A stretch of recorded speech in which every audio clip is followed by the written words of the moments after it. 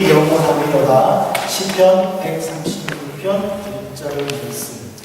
우리 한번 다 같이 한번 외워보도록 하겠습니다. 시작. 여호와께 감사하라. 그는 선하시며 그의 인하심이 영원하리로다. 시편 136편 1절 말씀.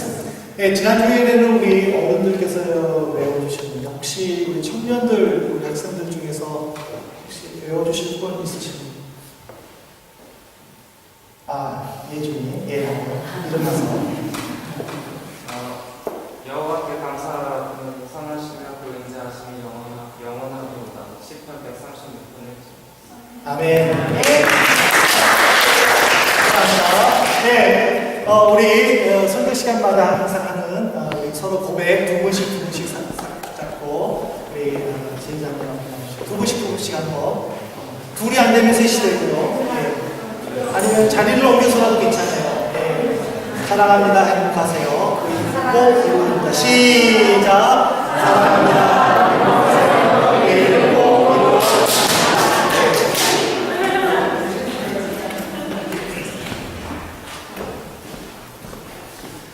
이거는 쑥스러운 게 아니고 우리가 이런 고백을 통해서 서로에게 축복해주고 또 서로를 위로해준다는 것이 참 좋은 것 같아요.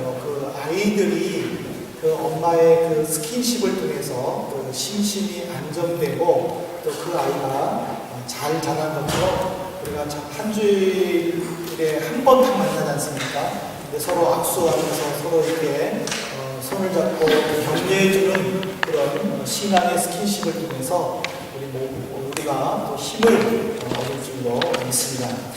이 71편의 내용은 저자가 누구인지는 모릅니다.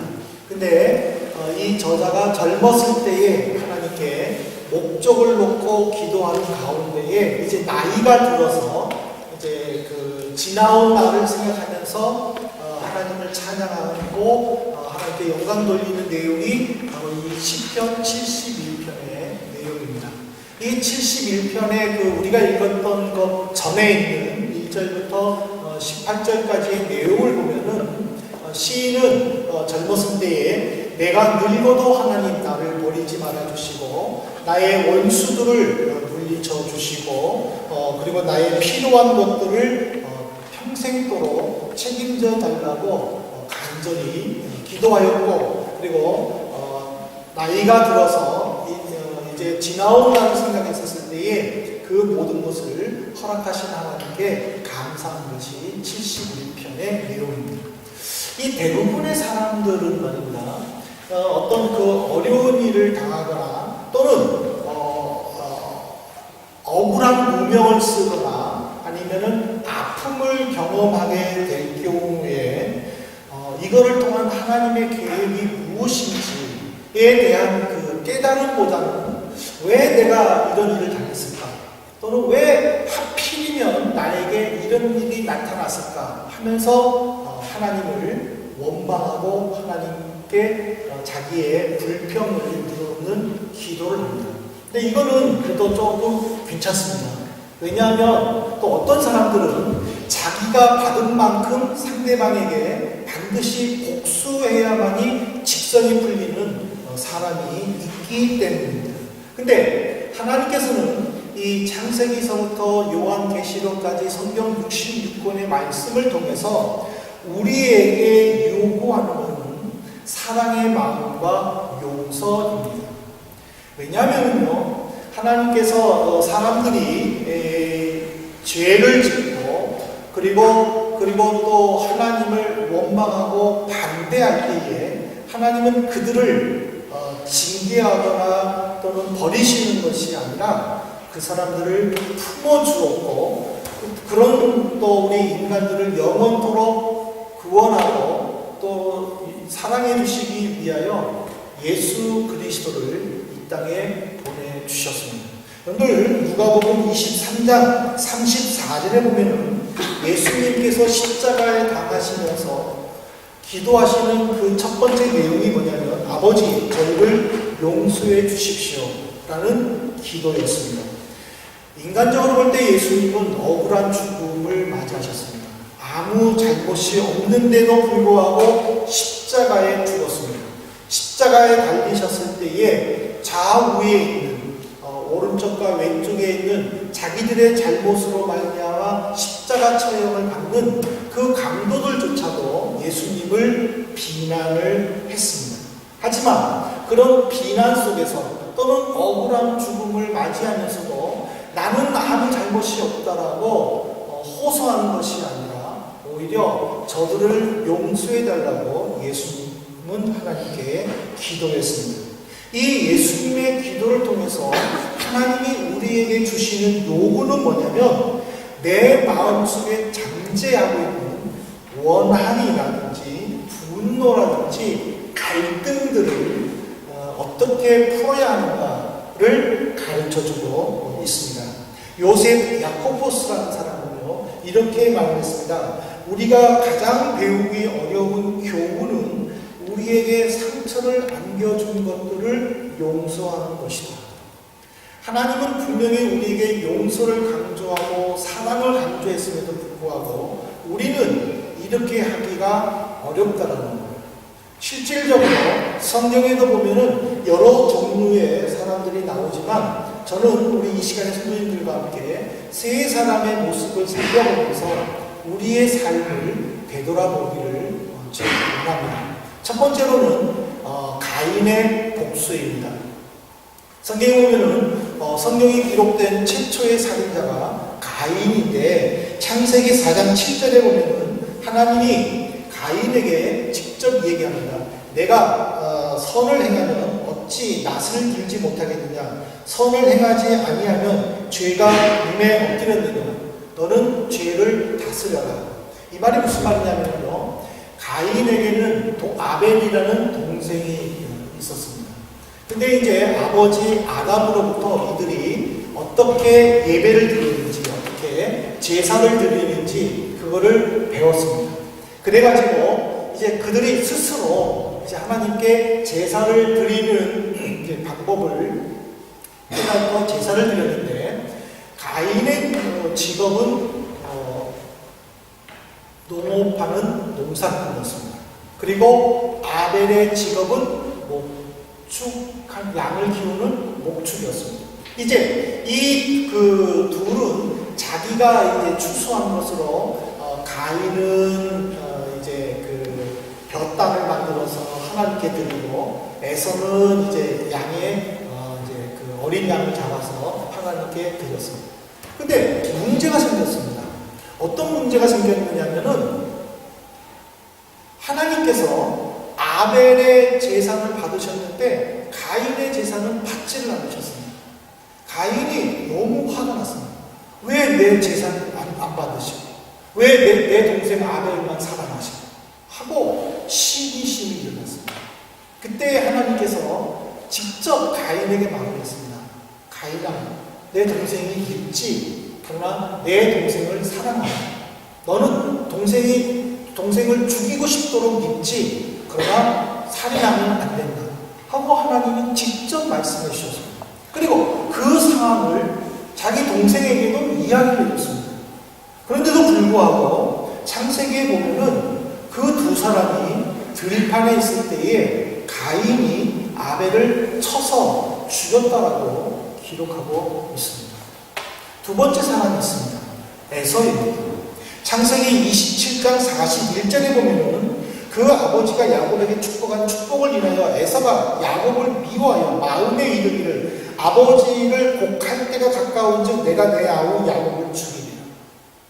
곡한다는 것은 내 아버지가 이제 돌아가시면 그 아버지가 돌아가시는 날 나는 내 동생 야곱을 죽일 것이다 라고 지금 에서가 복수심을 불태우고 있습니다.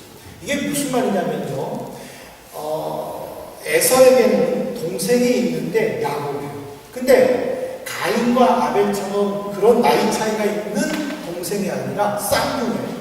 근데 야곱은 몇 분 늦게 태어난 것에 대해서 후회를 했어요. 야, 내가 조금만 일찍 나왔으면 내가 형이 되는 건데 늘 그것이 마음의 한이었어요. 그래서 이제 어떻게 해서든지 간에 아버지의 장자권을 갖고 싶어서 야곱이 형을 속이기도 했어요. 근데 문제가 일어난 거예요. 이삭은 이제 나이가 들고 옛날에는 이제 그 안경이 없었으니까 눈이 어두우니까 내가 이제 곧 죽을 날이 가깝겠다라고 생각을 했습니다. 그리고는 이제 자기 사랑하는 아들 에서에게 이야기합니다. 에서야, 내가 좋아하는 고기를 사냥을 해서 맛있게 요리를 해서 내게 나를 대접해줘라. 내가 그 음식을 가지고 너를 축복하겠다 하고 이야기를 합니다. 아버지의 말을 들은 에서는 이제 신이 났어요. 야, 이제 내가 아버지를 대신해서 일할 수 있겠구나. 그리고는 이제 들로 나가가지고 사냥감을 찾았어요. 근데 그것을 누가 들었느냐? 아내 리브가가 들은. 그래서 이제 리브가가 자기 막내 아들 야곱에게 얘기했는데, 야곱아, 내가 지금 아빠가 이삭하고 에서하고 이야기하면서 내가 들었는데, 내가 너를 위해서 한 플란이 있다. 내가 음식을 맛있게 하고 너는 에서가 입는 옷을 입고 에서처럼 변장을 해서 아버지에게 가서 축복을 받아라. 그리고는 이제 음식을 차려가지고 야곱이 아버지에게 갖다 줬습니다.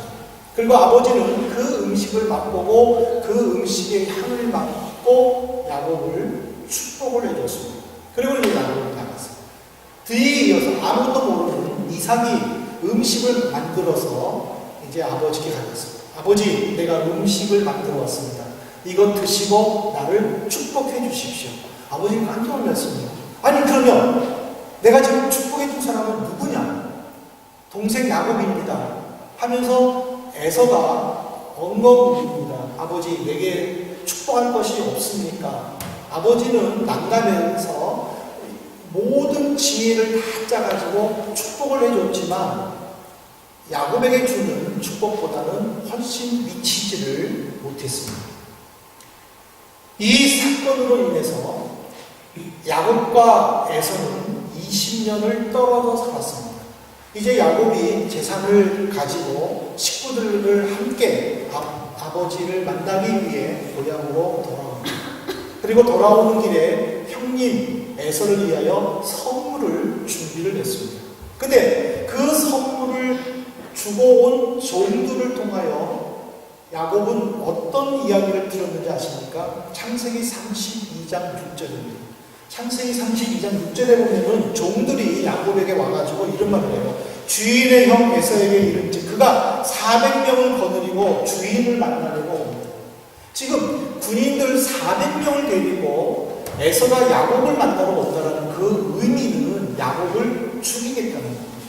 에서는 20년 동안이나 동생 야곱을 복수하기 위한 그 복수심을 버리지 못했다는 것을 가르쳐주고 있습니다. 세 번째로는요, 요압이라는 이스라엘의 군대 장관입니다. 열왕기상 2장 32절에 보면은 여호와께서 요압을 이제 어떻게 죽이는가를 이제 보여주는데 열왕기상 2장 32절에 보면은 여호와께서 요압의 피를 그 머리로 돌려보내실 것은 저가 자기보다 의롭고 선한 두 사람을 쳤음이니 곧 군대 장관 넬의 아들 아브넬과 유대 군대 장관 예델의 아들 아마사를 칼로 죽였습니다.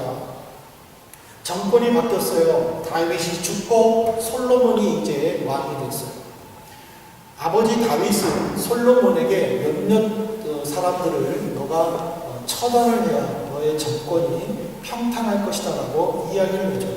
그 중에 한 사람이 요압이었어요. 근데 그 소식을 듣고 요압이 성전에 들어갔어요. 그리고 성전 제단불을 잡고 이렇게 말합니다. 나는 여기서 죽을 것이다. 그것을 왕에게 이야기해 주라고 하고 이야기합니다. 그렇게 그 요압이 말할 수 있었던 것은 뭐냐면 조금이라도 생명을 연장시키고 싶은 거예요. 왜냐하면 성전 안에서는 살인하면 안 되니까. 근데 솔로몬은 그 이야기를 듣고 그래? 그러면 그의 말대로 성전에서 그를 죽여라. 명령을 내려서 성전 안에서 피비린내가 났어요. 어떻게 솔로몬이 이런 악한 일을 범할 수 있을까? 그런데 여러분들 출애굽기 21장 14절에 보면은요 이런 내용이 나오는데 사람이 이웃을 짐짓 모사라였으면 너는 그를 내 단에서라도 잡아내려 죽일지니라. 짐짓 모사라였으면 이 모살이라는 의미는 계획적으로 죽인다라는 뜻이에요. 요압은 세 사람을 계획적으로 죽였어요. 첫 번째는 오늘 이 성경에 나오는 아브넬이에요. 아브넬과 요압은 서로 친구였어요. 근데 아브넬은 이제 무비보셋을, 사울의 아들 무비보셋을 세워서 왕으로 삼았고, 요압은 이제 유대 민족이 다윗을 삼아서 왕으로 삼았어요. 두 집안에는 서로 싸움이 일어난 거예요. 요압과 아브넬이 서로 싸우는데 요압의 동생 아사엘이 있는데 그 아사엘이 아브넬을 죽이려고 끝까지 추격을 한 거예요. 아브넬은 말합니다. 내가 너를 죽이지 않게 해달라. 너의 형 요압이 있지 않느냐. 그렇지만 아사엘은 그 이야기를 듣지 않습니다. 끝까지 아브넬을 죽이기 위해 추격을 합니다. 그래서 아브넬은 아사엘을 죽였습니다. 그 소식을 들은 요압은 아브넬에 대한 복수심을 보내지 않았고, 아브넬이 다윗을 만나고 자기 집으로 돌아가는 길에 요압이 중간에 아브넬을 거짓말로 유혹을 해가지고 그를 길거리에서 죽였습니다. 두 번째는 이제 오늘 본문에 있는 아마샤이고, 세 번째는 이제 또 누구냐? 다윗의 아들 압살롬입니다. 압살롬이 형 암논을 죽이고 이제 도망을 갔습니다. 3년이 지날 때에 아버지 다윗은 압살롬이 참 보고 싶었습니다. 그거를 알고 요압이 이제 왕에게 이제 어떤 계획을 세워가지고 이제 압살롬을 이제 데리고 왔습니다. 근데 압살롬은 아버지가 나를 데리고 왔다라고 생각을 하고 기쁜 마음으로 왔는데 예루살렘에 도착했는데 아버지가 압살롬 만나기를 거절을 했습니다. 그래서 압살롬은 아버지를 만나지 못하고 자기 집에 가 있었습니다. 그는 아버지를 만나고 싶어서 여러 방법을 통해서 이야기했는데 번번이 거절을 했어요. 그래서 할 수 없이 요압에게 그 면담을 신청했는데 요압도 안 만나주는 거예요. 그러니까 압살롬은 너무 화가 난 거예요. 이렇게 하려면 나를 왜 데리고 왔느냐.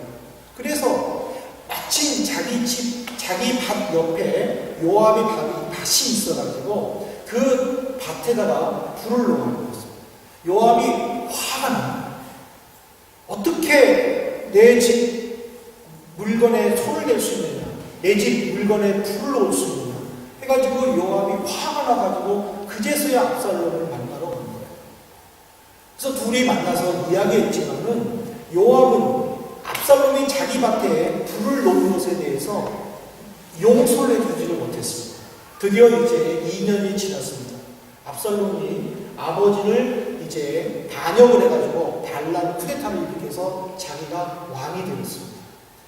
다윗이 이제 이 반란군을, 쿠데타군을 없애기 위해서 군인들을 전부 다 모아놓고 나서 이제 모든 군사들이 듣는 앞에서 이렇게 이야기를 했습니다. 내 아들 압살롬을 제발 용서해 주라 하고 몇 번이나 간곡하게 부탁을 했습니다. 근데 압살롬이 위기에 처했었을 때에 그 이야기를 들은 요압은 압살롬을 살려주는 것이 아니라 죽였습니다. 어떻게 죽였느냐면 사무엘하 18장 14절에 나오는데 내용에 보면은 요압이 이렇게 말해요. 나는 너처럼 지체할 수 없다. 그리고는 손에 가지고 있는 작은 창 셋을 가지고 압살롬의 심장을 찔러서 죽여버리고야 말았습니다. 이 가인과 에서와 이 요압, 이 세 사람을 통해서 하나님이 우리에게 주시는 교훈이 있습니다. 영국의 철학자였던 프란시스 베이컨은 이렇게 이야기했습니다. 복수를 하려고 생각하는 자는 고의로 자기 상처를 그대로 둔다. 그렇게 하지 않는다면 상처는 완전히 아물 것이다. 이 말이 무슨 말이냐면 내 마음에 상처가 있을 때에 그 상처를 없애기 위해서는 약을 바르는 것이 아니라 내 마음에 있는 상처들을 쏟아 버려야 된다는 거예요. 그럴 때 내 마음의 상처는 아물게 된다는 거예요. 가인과 에서와 요압은 자기 마음에 있는 상처를 담고 있었고 이 상처를 가지고 있음으로 말미암아 자기도 아플 뿐만 아니라 그로 인하여 다른 사람들까지도 아프게 만들었다는 사실입니다. 복수는 통쾌합니다. 누군가가 나를 때렸을 때에 내가 그 사람의 뒤통수를 한번 때린다면 얼마나 통쾌한지 모릅니다. 그 짜릿함은요, 이 손맛에서 나옵니다. 그렇잖아요. 그렇다고 해가지고 끝까지 그 사람의 뒤통수를 때릴 수는 없는 것입니다. 왜냐하면 그 사람의 뒤통수를 때릴 때까지 호시탐탐 노리는 내 마음은 더 아프기 때문이에요. 그래서 이런 우리를 향하여 하나님은 우리에게 무엇라 얘기하셨느냐? 바로 신명기 32장 35절입니다.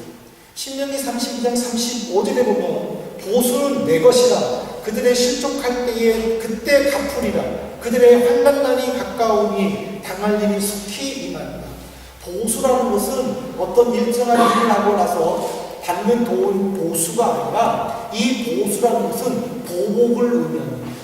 하나님이 직접 이스라엘 백성들에게 말씀하십니다. 보복은 내가 한다.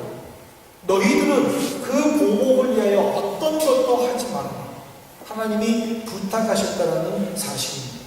우리가 하나님의 살아계심을 믿고 하나님이 반드시 나를 위하여 역사하신다는 것을 믿는다면 우리는 로마서 12장 19절에 있는 것처럼 내 손으로 원수를 갚는 것이 아니라 하나님의 진노하심에 맡겨야 한다는 사실입니다.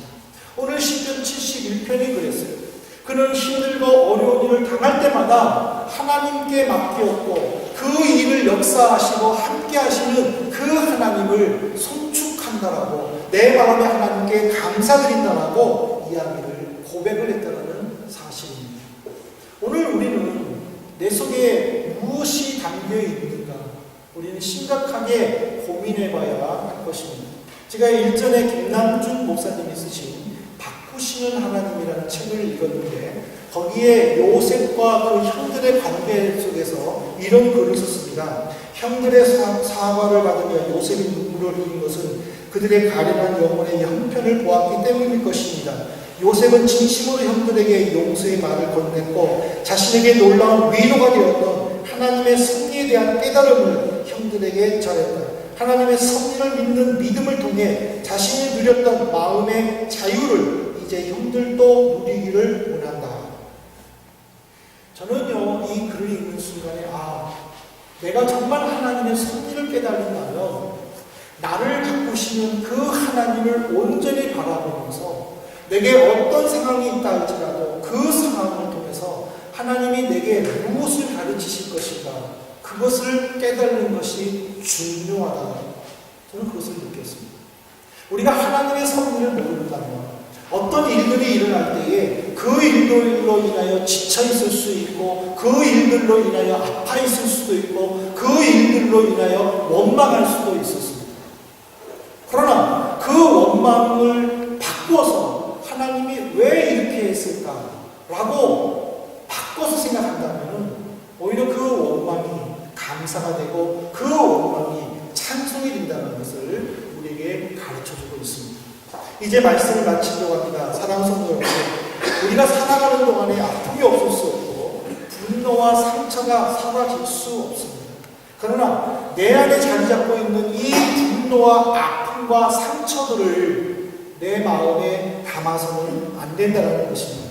내가 받은 만큼 돌려주겠다라는 복수심보다는 이거를 통하여 나를 향한 하나님의 섭리가 무엇인지 깨달아야 됩니다. 여러분, 가인을 보십시오. 하나님은 가인에게 직접 나타났습니다. 동생 아벨을 죽이고 싶도록 묻지. 그러나 죽이지 마라. 너는 죄를 다스려. 하나님이 직접 말씀해 주셨습니다.